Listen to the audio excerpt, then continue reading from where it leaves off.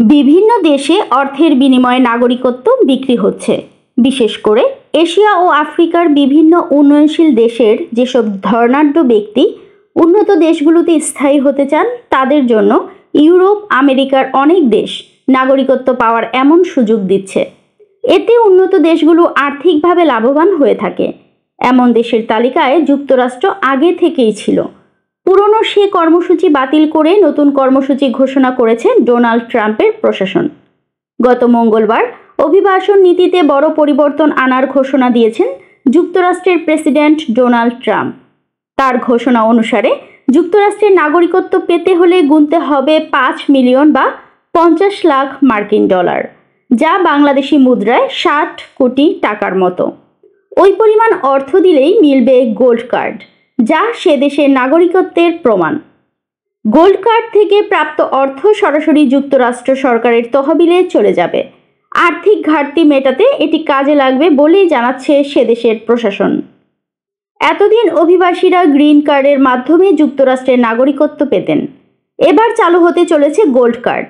এই card green কার্ডের পরবর্তী সংস্করণ। তবে শুধু যুক্তরাষ্ট্র নয়, বিশ্বের অনেক দেশেই এখন এভাবে অর্থ বা বিনিয়োগের বিনিময়ে নাগরিকত্ব দেয়া হয়। খবর বিবিসির। মূলত উন্নয়নশীল দেশের দুর্নীতিগ্রস্ত মানুষেরা এ ধরনের নাগরিকত্বের সুযোগ নেন। বাংলাদেশের অনেক মানুষ দুবাই, কানাডা, মালয়েশিয়া বিভিন্ন দেশে এই নাগরিকত্বের সুযোগ নিয়েছেন। যদিও দেশ থেকে বৈধভাবে অর্থ নেয়ার সুযোগ নেই, অর্থাৎ এই অর্থ নিয়ে যাওয়ার বিষয়টি পুরোপুরি অবৈধ। দ্বৈত নাগরিকত্বের আড়ালে চলে টাকা পাচার, এমন অভিযোগ দীর্ঘদিনের। যুক্তরাষ্ট্র এখন গোল্ড কার্ড বিক্রির পরিকল্পনা করেছে। এতে খুলে যাবে সে দেশের নাগরিকত্ব পাওয়ার নতুন পথ। ধনী ব্যক্তিরা এই কার্ড কিনে যুক্তরাষ্ট্রে স্থায়ী হতে পারবেন।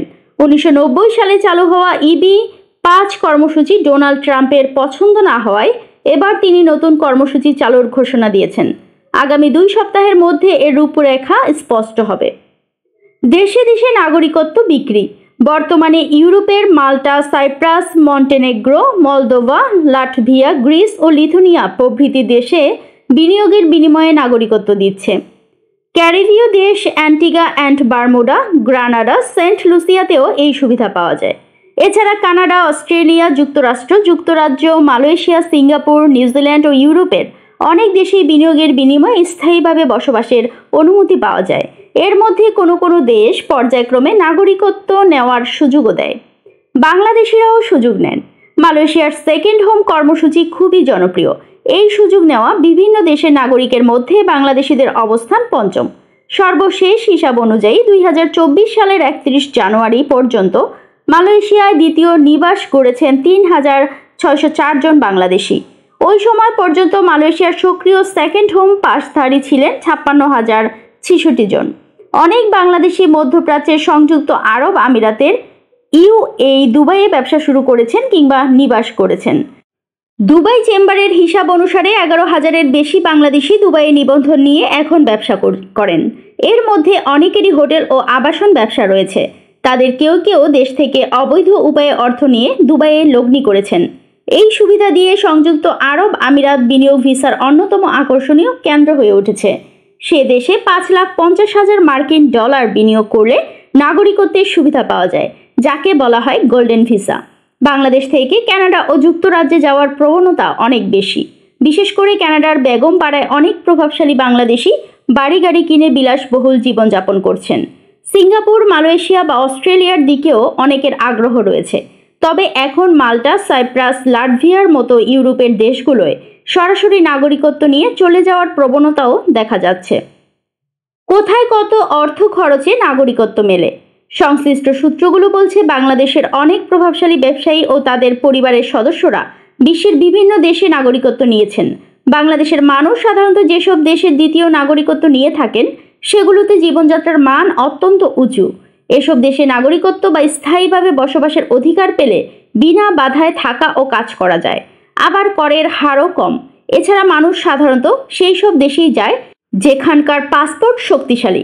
ওইসব পাসপোর্ট দিয়ে বিশ্বের অনেক দেশেই বিনা ভিসায় পাওয়া যায় বা অন্য অ্যারাইভাল ভিসায় ঢোকা সম্ভব। এক এক দেশে স্থায়ীভাবে বসবাস ও কাজ করার অধিকার পেতে এক এক পরিমাণ অর্থ লাগে। যেমন কানাডায় 12 লাখ কানাডীয় ডলার বিনিয়োগ করতে হয়। যুক্তরাজ্য ভিত্তিক অভিবাসন প্রতিষ্ঠান হ্যানলি অ্যান্ড পার্টনার্সের তথ্য অনুসারে ইউরোপের দেশ মাল্টায় নাগরিকত্ব পেতে 6 লাখ ইউরো বিনিয়োগ করতে হয়। ইউরোপের আরেক দেশ নর্থ ম্যাসিডোনিয়ায় 2 লাখ ইউরো বিনিয়োগের বিনিময়ে পাওয়া যায় নাগরিকত্ব। ইউরোপ ও এশিয়ার সংযোগস্থল তুরস্কের ক্ষেত্রে এই অঙ্ক 4 লাখ মার্কিন ডলার। ক্যারিবীয় অঞ্চলের দেশগুলোর মধ্যে এন্টিগুয়া ও বারমুডার নাগরিকত্ব পাওয়া যায় $2,30,000 বিনিয়োগের বিনিময়ে। ডমিনিকান রিপাবলিকের 2 লাখ মার্কিন ডলার, গ্রানাডায় $2,35,000, সেন্ট কিটস অ্যান্ড নেভিসে $2,50,000 ও সেন্ট লুসিয়ায় $2,40,000 বিনিয়োগের বিনিময়ে নাগরিকত্ব পাওয়া যায়। ওশেনিয়া অঞ্চলের নাউরুতে নাগরিকত্ব মেলে $1,30,000 বিনিময়ে।